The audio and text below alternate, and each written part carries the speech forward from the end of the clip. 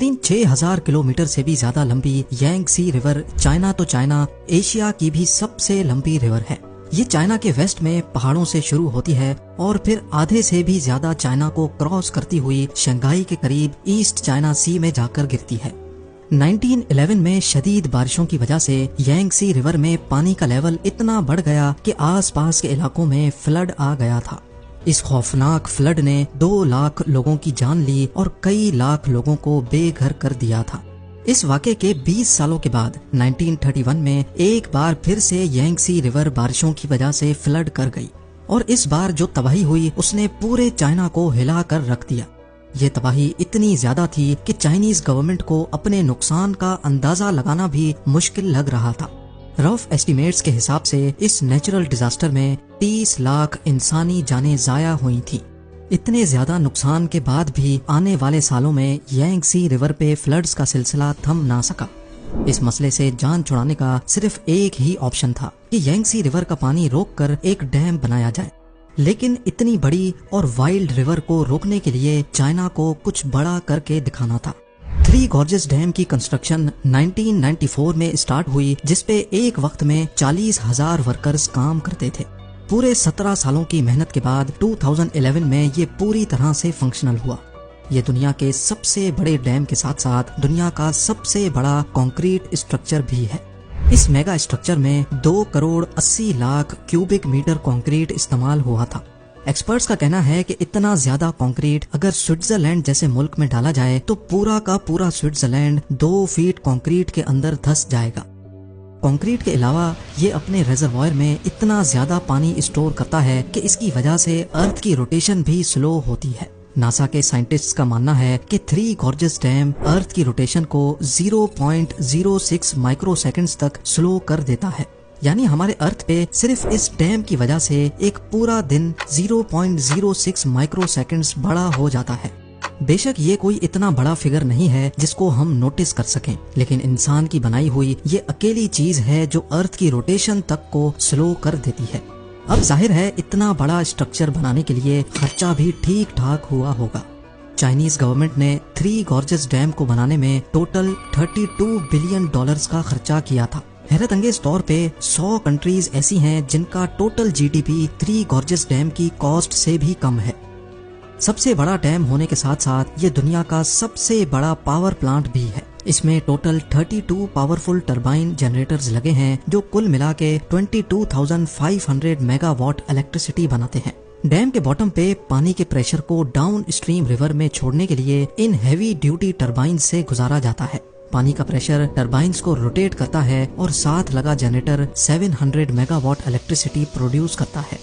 जहां डैम बनाने से डाउन स्ट्रीम फ्लड्स को कंट्रोल किया जा सकता है, वहीं इससे पैदा होने वाली बिजली चाइना में 6 करोड़ लोगों की खपत को पूरा करती है। अगर इसका कंपैरिजन दूसरे पावर प्लांट से किया जाए तो दुनिया का दूसरा बड़ा पावर प्लांट साउथ अमेरिका में मौजूद इटाइपू डैम में इंस्टॉल्ड है, जिसकी output capacity three gorges dam के आसपास भी नजर नहीं आती। अपनी बढ़ती हुई इकोनॉमिक डिमांड्स को पूरा करने के लिए चाइना का ये कोई पहला पावर प्लांट नहीं है। अगर दुनिया के टॉप 20 पावर प्लांट्स की बात की जाए तो इसमें से 9 सिर्फ चाइना के पास हैं। थ्री गॉर्जेस डैम को बनाना चाइना जैसी कंट्री के लिए भी एक बहुत टफ टास्क था। इसको बनाने का प्लान तो पिछले 100 सालों से चल रहा था, लेकिन चाइनीज सिविल वॉर और पॉलिटिकल प्रॉब्लम्स की वजह से इसका प्लान डिले ही होता गया। 1994 में जब फाइनली इसकी कंस्ट्रक्शन स्टार्ट हुई तो चाइनीज गवर्नमेंट को बहुत क्रिटिसिज्म फेस करना पड़ा, क्योंकि डैम की वजह से 10 लाख लोगों के घर खाली कराने पड़े। यांगसी रिवर के किनारे जितनी भी पॉपुलेशन थी उनको वहां से हटाना बहुत जरूरी था। आज भी 1500 से ज्यादा छोटे बड़े टाउन्स इसी डैम के पानी के नीचे मौजूद हैं। अगर सैटेलाइट इमेज में देखा जाए तो यांगसी रिवर 1994 से पहले कुछ इस तरह दिखती थी। पहाड़ों के बीच से गुजरता हुआ रिवर का लेवल डैम बनने के बाद काफी ज्यादा राइज होने वाला था। ठीक इस जगह पर दोनों पहाड़ों के बीच में 2300 मीटर्स लंबी और 181 मीटर्स ऊंची कंक्रीट की वॉल को खड़ा करके यांगसी रिवर के पानी को रोका गया। सैटेलाइट इमेज में भी आप देख सकते हैं कि डैम बनने से पहले रिवर की चौड़ाई सिर्फ 700 मीटर्स थी, लेकिन डैम बनने के बाद 3600 मीटर्स तक फैल गई। पर सवाल है कि इतने ज्यादा पानी के रास्ते को ब्लॉक करके उसके आगे डैम की वॉल को कैसे बनाया गया। सिर्फ डैम ही नहीं बल्कि पानी में किसी भी किस्म के स्ट्रक्चर को बनाने के लिए पानी को रोकना बहुत जरूरी होता है और चाइनीज इंजीनियर्स ने भी ऐसा ही किया। यांगसी रिवर के आधे हिस्से में पत्थर डालकर उसका लेवल रिवर के लेवल से भी ऊंचा कर दिया गया। अब रिवर का पानी इस रुकावट की वजह से बचे हुए रास्ते से गुजरने लगा। जब पत्थर से बना ये कोफर डैम अच्छी तरह से सूख गया तो फिर उसमें डैम की वॉल्स के 2 पोर्शन खड़े किए गए। अब बारी थी तीसरा पोर्शन खड़ा करने की, जिसके लिए इंजीनियर्स को रिवर का पूरा रास्ता रोकना पड़ा। बचे हुए हिस्से में भी पत्थरों से एक कोफर डैम बनाया गया। इस दौरान रिवर के पानी को डैम के पहले वाले 2 पोर्शन के टनल से गुजारा जाता था।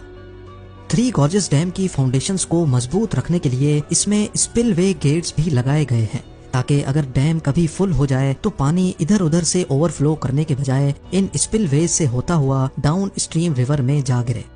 फ्लड कंट्रोल और इलेक्ट्रिसिटी जनरेशन के अलावा इस डैम को बनाने का मकसद यांगसी रिवर पे शिपिंग लाइन को बढ़ाना भी था। जहां थ्री गॉर्जेस डैम में दुनिया के सबसे बड़े शिप लॉक्स लगाए गए थे, वहीं ये दुनिया का वाहिद ऐसा डैम है जिसमें शिप्स के लिए लिफ्ट भी बनाई गई है। जी हाँ, ये लिफ्ट शिप्स को 100 मीटर की ऊंचाई तक चढ़ाती हैं, क्योंकि डैम के एक साइड पे पानी का लेवल डाउन स्ट्रीम से 100 मीटर ऊंचा है। थ्री गॉर्जेस डैम के जहां इतने ज्यादा फायदे हैं, वहीं इसने चाइना के सर पर खतरे की तलवार भी लटका रखी है। इंटरनेशनल कम्युनिटी का मानना है कि डैम चाहे कितना ही ठोस क्यों ना हो, नेचर की ताकत के सामने कभी ना कभी उसको झुकना ही पड़ता है। ग्लोबल वार्मिंग और क्लाइमेट चेंज की वजह से बारिशों का सिलसिला बढ़ता ही जा रहा है। थ्री गॉर्जेस डैम, जिसका मैक्सिमम लेवल 175 मीटर्स है, बढ़ती हुई बारिशों की वजह से पानी का लेवल 164 मीटर्स तक भी रिकॉर्ड किया जा चुका है। इस खतरे के अलावा एक और खतरा भी है। एक्सपर्ट्स का मानना है कि डैम में पानी भरने की स्पीड 50,000 क्यूबिक मीटर्स पर सेकंड है, लेकिन इसमें से पानी निकलने की स्पीड सिर्फ 38,000 क्यूबिक मीटर्स पर सेकंड है, जिसका मतलब है कि हर गुजरते लम्हे डैम का लेवल बढ़ता ही जा रहा है और ये चीज डैम को नुकसान पहुंचाने का रिस्क बढ़ा रही है। बड़े बड़े डैम्स का फेल होना कोई नई बात नहीं है। आज तक हिस्ट्री में टोटल 114 डैम्स के फेलियर्स हमारे सामने आ चुके हैं, जिनमें से जानी नुकसान के हिसाब से सबसे बड़ा फेलियर भी चाइना के 2 डैम्स टूटने की वजह से हुआ था।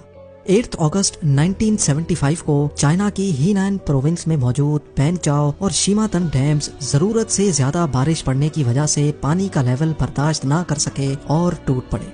लाखों क्यूबिक मीटर्स पानी सिर्फ चंद मिनटों में आसपास की बस्तियों को ले डूबा। इस हादसे में जहां 2,40,000 इंसान मरे थे, वहीं 1 करोड़ से ज्यादा लोग बेघर भी हुए थे। थ्री गॉर्जेस डैम, जो इन डैम से कहीं ज्यादा बड़ा है, अगर इसमें कोई ऐसा हादसा हुआ तो ये इंसानी तारीख का सबसे बड़ा हादसा कहलाया जा सकता है।